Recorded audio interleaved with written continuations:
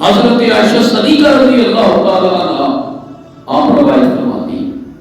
کہتی ہے شعبان کی 15ویں شب جب میری آنکھ کھلتی ہے تو میں کیا دیکھتی ہوں؟ آقا صلی اللہ علیہ وسلم بستر پہ لیٹے، کہتی ہے میں حضور نبی کریم صلی اللہ علیہ وسلم کی تلاش میں نکلی، تلاش کرتے کرتے میں نے اپنے سرتاج کو، میرے آقا صلی اللہ علیہ وسلم کو جنت البقیع میں پایا، اس حال میں کہ آقا صلی اللہ علیہ وآلہ وسلم مومنین، مومنات اور شہداء کے لیے بخشش کی دعا مانگ رہے ہیں۔ کہتے ہیں جب آقا صلی اللہ علیہ وسلم فارغ ہوئے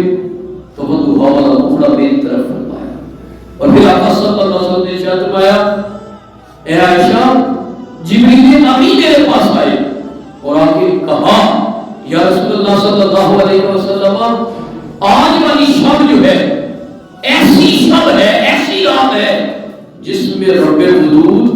قبیلہ بنو کلب کی بکریوں کے بالوں سے بھی زیادہ اپنے بندوں کی بخشش اور مغفرت فرماتا ہے۔ عرب کے اندر یہ قبیلہ بنو کلب، اس کے پاس سب سے زیادہ بکریاں تھیں، تو آقا صلی اللہ علیہ وسلم ارشاد فرماتے ہیں جبریل اترے اور آگے عرض کی یا رسول اللہ صلی اللہ علیہ وسلم اس شب میں رب حدود